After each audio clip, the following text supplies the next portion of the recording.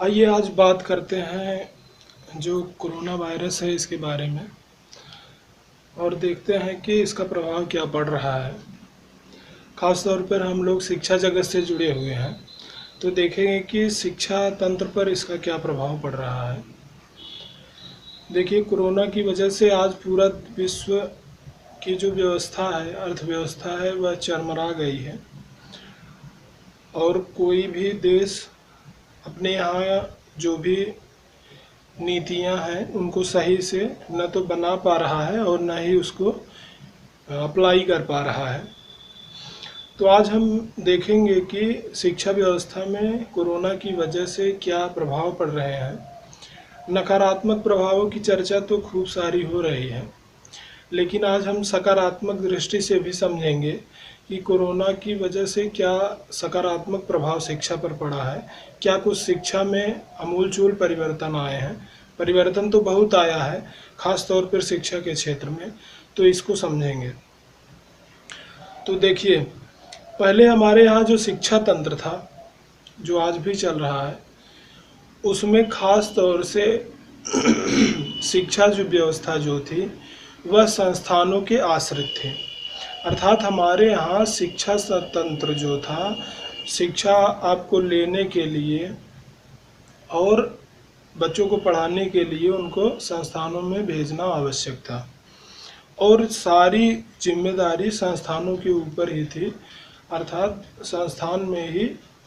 से ही बच्चा सीख पाता था और वैसे कोई ऑनलाइन प्लेटफार्म तो उपलब्ध था पर उतनी अच्छी व्यवस्था उसमें नहीं थी और न ही वहाँ पर चीज़ों को बहुत ज़्यादा अच्छे ढंग से पढ़ाया जा रहा था। लेकिन आप देखेंगे कि जब से यह कोरोना आया है तब से शिक्षा की व्यवस्था जो है अब वह धीरे धीरे ऑनलाइन प्रक्रिया की तरफ बढ़ गई है और अब तो व्यवस्था ये हो गई है कि आपको अच्छे से अच्छे अध्यापक जो विश्व पूरे भारत के अच्छे अध्यापक हैं, वे आपको ऑनलाइन प्लेटफार्म के माध्यम से बड़ी ही सुविधा से सरलता से मिल जा रहे हैं और उसके लिए उनकी जो फीस है वो भी बहुत उतनी नहीं है जितनी पहले थी। तो फीस भी कम है और आपको सीधे आप उनसे अच्छे अच्छे अध्यापकों से जुड़ पा रहे हैं और आपको कहीं जाने की भी आवश्यकता नहीं है। तो ये एक अच्छी चीज़ ये हुई है। दूसरी, अगर आप देखेंगे कि कई बहुत सारे ऐसे संस्थान थे जो कि अपने स्ट्रक्चर, मतलब जो उन्होंने अपना संस्थान वगैरह बना रखा था, उसमें जो पैसा इन्वेस्ट कर रखा था और उसको जो दिव्यता भव्यता दी थी, उसके नाम पर पैसा ले रहे थे, जबकि उनके यहाँ जो टीचिंग फैकल्टी थी वो उतनी अच्छी नहीं थी और उनके पढ़ाने का जो तरीका था वो भी बहुत ज़्यादा खासा अच्छा नहीं था, लेकिन फिर भी वो अपने स्ट्रक्चर को दिखा करके खूब सारा पैसा ले रहे थे। तो कोरोना की वजह से आजकल उनकी भी पोल खुल रही है और वो संस्थान जब ऑनलाइन आकर के अपने टीचरों को पढ़ा रहे हैं, टीचरों के द्वारा जो क्लास दे रहे हैं डेमो के रूप में, तो उनमें बात समझ में आ रही है कि ये लोग तो केवल पैसे ले रहे थे, जबकि उसके मुकाबले में इनको जो ज्ञान देना चाहिए था, जितने अच्छे से पढ़ाना चाहिए था, उतना ये मेहनत नहीं कर रहे थे। तो एक चीज़ तो ये हुई कि कुछ संस्थान जो आडंबर के नाम पर पैसा ले रहे थे, उनकी अब पोल खुल रही है और ऐसे संस्थानों में आप देखेंगे कि धीरे धीरे अब एडमिशन भी बहुत कम होंगे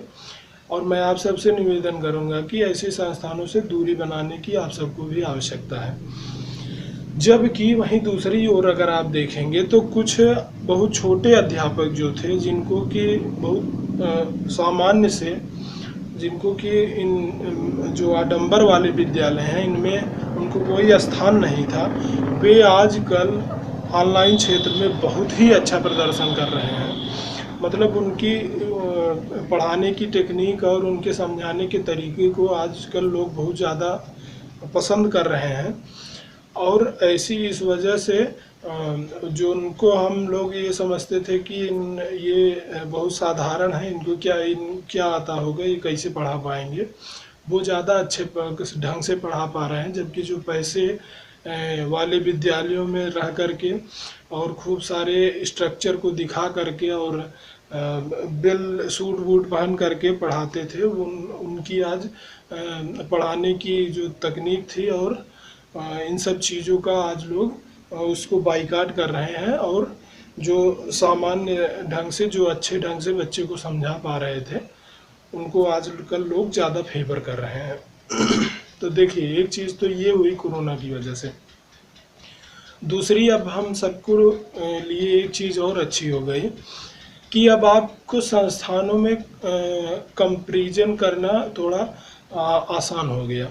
आप किसी भी संस्थान में अगर एडमिशन लेना चाहते हैं या कुछ देखना चाहते हैं तो आप सीधे ऑनलाइन प्लेटफॉर्म पर जाइए और उनके डेमो के क्लास को देख करके आप निर्णय ले सकते हैं कि ये हमारी समझ में आ रहा है कि नहीं, और अगर आपकी समझ में आ रहा है तो आपको वहाँ पर एडमिशन लेना चाहिए। लेकिन जिनके बच्चे अभी छोटे हैं तो वो बच्चे कैसे समझेंगे कि हम कहाँ पर एडमिशन लें, कहाँ पर न लें। तो उसमें अभी हमारे अभिभावकों को की भी जिम्मेदारी बढ़ जाती है, और अभिभावकों से हमारा निवेदन है कि वे इस काम को करें और वे समझें कि कौन सा जो बच्चा है, कौन सा जो अध्यापक है, वो किस संस्थान के अध्यापक हमारे बच्चे को ज़्यादा अच्छे ढंग से पढ़ा सकते हैं, और वो संस्थान में क्या कुछ फैसिलिटी मिल पा रही है, और जो अध्यापक पढ़ा रहे हैं वो कितने अच्छे ढंग से हमारे बच्चे को समझा सकते हैं, उनकी पढ़ाने की टेक्निक कैसी है। तो आप इन सब चीज़ों को कंपैरिजन करके समझिए, और फिर आपको जो अच्छा लगे उस संस्थान में आपको अपने बच्चे को भेजना चाहिए। ये हम सब की जिम्मेदारी है, और अब ये चीज़ें सरल हो गई हैं, इसलिए इसमें हम सब की जिम्मेदारी ज़्यादा बढ़ जाती है। अपने जो छोटे बच्चे हैं जो घर में हैं उनको लेकर के कि उनको किस विद्यालय में भेजा जाए। अब देखिए, बात आती है कि कुछ लोग कह रहे हैं कि विद्यालय खुलना चाहिए, और काफ़ी दिन हो गया, बच्चों को विद्यालय भेजना चाहिए। तो देखिए, शुरू शुरू में ही जब ये जुलाई के आसपास काफ़ी सारे देशों ने इस बात पर गंभीर चर्चा की, और उन्होंने देखा कि अब विद्यालयों को खोलने के दिशा में हम सबको काम करना चाहिए, जिसमें से एक देश अमेरिका भी था। अमेरिका ने भी इस विषय में प्लानिंग की। हालांकि आप जानते हैं कि अमेरिका में कोरोना संक्रमण सबसे ज़्यादा है,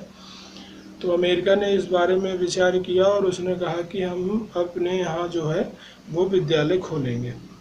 देखिए, विद्यालय खोलने की बात जल्दी इसलिए कही जाती है क्योंकि किसी भी देश की जो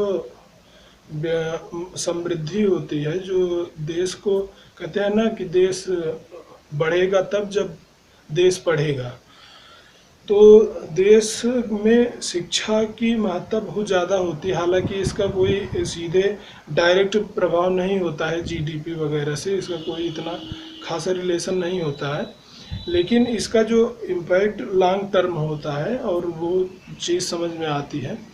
इसलिए देश शिक्षा को लेकर के बहुत चिंतित रहता है,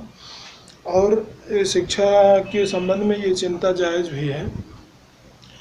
तो शिक्षा को लेकर के इसीलिए ये सारे देश जल्दबाजी कर रहे हैं कि शिक्षा कहीं प्रभावित ना हो और यह आबाद गति से चलती रहे। इसलिए ये सब देश जल्दी कर रहे हैं, और भारत भी इस विषय में सोच रहा है। तो देखिए, उस समय क्या हुआ, जब जुलाई का महीना था, तो जुलाई के महीने में जो डोनाल्ड ट्रंप सरकार थी उसने निर्णय लिया कि हम विद्यालय को खोलेंगे। वहाँ के अभिभावकों ने इसका खूब विरोध किया। उन सब ने कहा कि अभी जल्दबाजी करना ठीक नहीं होगा, और हम लोग अपने बच्चों को इस विद्यालय में भेजेंगे नहीं, बल्कि हम उनको घर पर ही फैसिलिटी देंगे। वो घर पर ही ऑनलाइन माध्यम या किसी अन्य माध्यम से वो घर पर ही पढ़ें तो ज़्यादा ठीक है। लोगों ने सड़क पर भी आकर के प्रदर्शन किया था, और ये मुद्दा काफ़ी चर्चा में रहा था। पर डोनाल्ड ट्रंप सरकार ने इन सारी बातों को खारिज कर दिया, और उन्होंने वहाँ पर विद्यालय खोल दिए। और विद्यालय खोल दिए तो अभी आप देखेंगे कि अभी मुझे लगता है एक महीने भी नहीं हुआ होगा, और वहाँ पर रिपोर्ट जो आई है उसमें दिखाया गया कि तकरीबन 90,000 से ज़्यादा बच्चे कोरोना संक्रमण पाए गए हैं, उनको कोरोना हो गया है। अब देखिए, इस घटना से हम सबको सबक लेने की आवश्यकता है और हम सबको इस बात को समझने की आवश्यकता है कि अभी कोई जल्दबाजी करना ठीक नहीं होगा, क्योंकि इस संक्रमण को लेकर के जो भी हम दिशा निर्देश दे रहे हैं, जो भी हम सरकार द्वारा दिशा निर्देश दिया जा रहा है, वो स्कूलों में आप उतने अच्छे से पालन नहीं करा सकते। क्यों? क्योंकि बच्चों की संख्या वहाँ पर ज़्यादा होती है और बच्चे जो होते हैं वो इतनी अच्छी उनकी समझ नहीं होती है कि वह स्वतः से अपना प्रोटेक्शन कर सकें। तो हम लोग भी जब छोटे थे तो कहाँ जो गाइडलाइन होती थी, जो वहाँ के प्रशासन व्यवस्था थी उसके अनुरूप कहाँ चलते थे। तो आप कितना भी कुछ कर लें, बचाव के कितने भी उपाय क्यों ना अपना लें, कितनी ही अध्यापकों की जो फैकल्टी है उसको बड़ा क्यों न कर लें, पर ये समस्या ज़्यादा गंभीर हो जाती है कि बच्चों को एक दूसरे से डिस्टेंसिंग कैसे बनाए रखा जाए और उनको किस प्रकार से इस बात के लिए ज़्यादा गंभीर किया जाए कि भाई ये महामारी कोई साधारण नहीं है। तो यही सब चीज़ें वहाँ पर भी फेल हो गए और वहाँ पर संक्रमण अमेरिका में इतना ज़्यादा बढ़ गया। और मुझे लगता है यह केवल वहाँ के लिए समस्या नहीं है, पूरे विश्व के लिए है कि अगर वो स्कूल खोलेंगे तो वहाँ पर इसके बढ़ने के चांसेस ज़्यादा होंगे, क्योंकि हम इन सब चीज़ों को सही ढंग से अप्लाई नहीं करा सकेंगे। अब देखिए, अब इसी बीच क्या हुआ कि आपने देखा होगा कि अभी जल्दी में कोरोना की वैक्सीन को लेकर के रूस ने कहा है कि हमने कोरोना की वैक्सीन बना ली है और जो WHO था, वर्ल्ड हेल्थ ऑर्गेनाइजेशन, उसने भी इसको सहमति दे दी है। WHO के द्वारा ही जो जितने भी देशों द्वारा वैक्सीन बनाई गई है उस पर जो अंतिम ट्रायल किया जाता है और जो अनुमति दी जाती है वो WHO के द्वारा ही दी जाती है और वहाँ से पास होने के बाद फिर आप किसी भी वैक्सीन को दुनिया भर में उपलब्ध करा सकते हैं, बेच सकते हैं। तो WHO ने उसको स्वीकृति दे दी और रूस ने भी अब उसका जो उत्पादन का कार्य है वो तेज़ी से कर रहा है। और आपने देखा होगा कि पुतिन जी ने अपनी बेटी के ऊपर इसकी वैक्सीन का ट्रायल भी किया था और अपने बेटी को उन्होंने कहा, उसकी रिपोर्ट भी दिखाई कि कोई इसका इफ़ेक्ट नहीं, बुरा इफ़ेक्ट नहीं पड़ रहा है। पर कुछ दिन बाद ही, क्या एक ही दिन बाद, तमाम देशों ने इस पर आपत्ति जताना शुरू कर दिया। वे सारे देश जो संयुक्त राष्ट्र संघ के अस्थायी सदस्य हैं, इन सब देशों ने, रूस भी उसका सदस्य है, लेकिन बाकी के 4 देशों ने, जैसे अमेरिका हो गया, चीन हो गया और फ्रांस हो गया, ब्रिटेन हो गया, इन सब ने इस पर असहमति जताई है और उन्होंने कहा है कि WHO ने इस पर जल्दबाजी की है और इसकी टेस्टिंग भी उतने सही ढंग से नहीं की गई है जिस प्रकार से हमारे देशों की वैक्सीन की टेस्टिंग की गई थी। देखिए, WHO के द्वारा जो भी गाइडलाइन दी गई या WHO के जो भी कार्य थे इस महामारी को लेकर के, वो सब संदेहास्पद ही थे शुरू से ही, चाहे इसको वैश्विक महामारी घोषित करने में लेट लतीफ़ी हो या उसके बाद अब वैक्सीन को लेकर के जो बातें उठाई जा रही हैं उसके लिए हो, या फिर उसका जो चीन के साथ व्यवहार रहा, चीन के जो पक्षधर बन के वो दिख रहा था। तो इन सब चीज़ों को लेकर के WHO की बातों को अब बहुत ज़्यादा सही मुझे लगता है, मतलब अब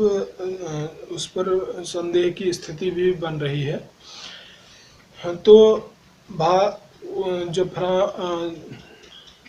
रूस ने वैक्सीन बना ही ली है और WHO की अनुमति मिलने के बाद तमाम देशों ने उस पर जो है वैक्सीन के लिए ऑर्डर करना शुरू कर दिया कि इतने डोज हमें मिल जाए, और तकरीबन 3 बिलियन के आसपास देशों से ऑर्डर उसके पास आ चुके थे। और रूस ने कहा कि हम इसका मैन्युफैक्चरिंग अब तेज़ गति से शुरू कर दिए हैं और बहुत जल्द ही हम इसकी डिलीवरी विभिन्न देशों में करना शुरू कर देंगे। भारत ने भी ऑर्डर कर दिया है कि हमारे यहाँ भी रूस से वैक्सीन आएगी। पर देखिए, रूस से वैक्सीन आएगी तो अभी तो मैन्युफैक्चरिंग का कार्य शुरू हुआ है और यह कार्य होने में भी अभी काफ़ी समय लगेगा, और उसके बाद फिर वैक्सीन की डिलीवरी की जाएगी देश में। उसके बाद देश में, अपने देश में भी इसकी टेस्टिंग की जाएगी, तब जा कर के इसको टीके के लिए लोगों के पास पहुंचाया जाएगा। तो देखिए, ये सारी प्रोसेस होने में भी अभी कम से कम 15 से 20 हफ्ते लग जाएंगे। मतलब ये मान के चलिए कि 4-5 महीने अभी भी लगेंगे इस वैक्सीन को हमारे देश में आने में और लोगों तक पहुंचने में। तो ये आप मान के चलिए कि 2021 के पहले ये संभव नहीं है। वैक्सीन बन गई है तब भी संभव नहीं है, क्योंकि अभी उसकी मैन्युफैक्चरिंग होनी है। उसके बाद जिस देश में आएगी, जैसे अपने देश में आएगी तो यहाँ भी टेस्टिंग होगी, उसके बाद फिर तब जा कर के हम सबको मिल पाएगी, टीके के लिए उपलब्ध हो पाएगी। तो इन सब चीज़ों को देखते हुए मुझे नहीं लगता है कि अभी कोई विद्यालय को खोलने के लिए सरकार को या हम सबको जल्दबाजी करनी चाहिए या धरना देना चाहिए या कुछ ऐसा करना चाहिए। मुझे नहीं लगता है, क्योंकि भाई इतने दिन से 5 महीने से बच्चे भाई घर पे बैठे हैं तो क्या हुआ, 2-1 महीने और रहें, दिक्कत क्या है। सारी परीक्षाएं तो स्थगित हैं ही। हालांकि आनन फानन में उत्तर प्रदेश में बीएड की परीक्षा कराई गई, लेकिन भी उसमें भी गाइडलाइन की धज्जियां उड़ाई गई और ऐसा भी सूचना आ रही है कुछ लोग संक्रमित पाए गए हैं। तो छोटे बच्चों का विषय है, इसमें मुझे नहीं लगता कि जल्दबाजी करने की आवश्यकता है,